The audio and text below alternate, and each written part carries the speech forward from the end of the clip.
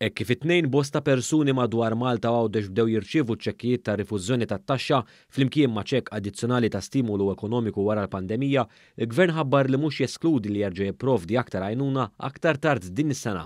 Ħabbar dan il-Ministru għall-Finanzi Clyde Caruana f'konferenza tal-aħbarijiet kif propju spjega li l-Gvern se jibqa' man-nies quddiem sfidi dinjin li pajjiżna qed jaffaċċja. Ma neskludix li eventwalment ukoll ma' aktar tard din is-sena jekk tinħass il-ħtieġa il-Gvern ikollu jerġa' jintervjeni. F'ħażabbar il-Ministru Caruana semma wkoll iċ-ċifri brabta maċ-ċekkijiet li bdew jitqasmu. Fil-fatt spjega kif iċ-ċekkijiet ta' rifużjoni tat-taxxa se ammontaw b'kollox għal 25 miljun u 500,000 euro fil-waqt dawk addizzjonali se ammontaw għal 48 miljun euro.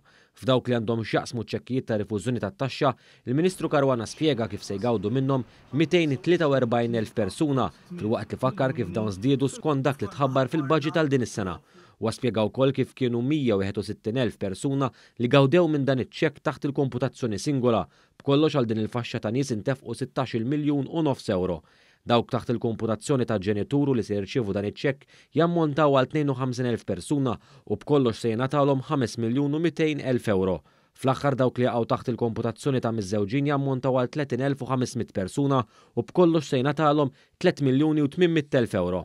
Hawn il-Ministru Clyde Caruana fakkar fil-proposta tal-Partit Laburista f'din il-kampanja elettorali li tassigura li jekk jerġa' jiġi elett Gvern Laburista din il-miżura mhux biss se tinżamm iżda anke tiżdied u tiġi mwessa. Il-Ministru għall-Finanzi Clyde Caruana spjega wkoll kif miċ-ċekkijiet tal-Gvern li se jkunu ta' sostenna l-irkupru mill-pandemija se jgawdu 361,000 persuna. Nies li jgawdu mill-benefiċċji soċjali u li bekk se jkunu qed jirċievu ċekk ta' 200 euro jammontaw għal 24,189.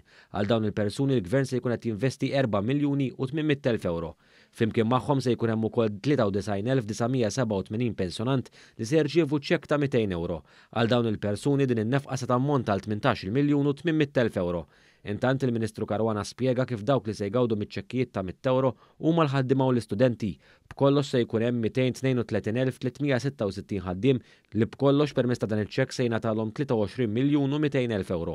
Se jkun hemm ukoll 10,425 studenti li se jirċievu dan iċ-ċekk.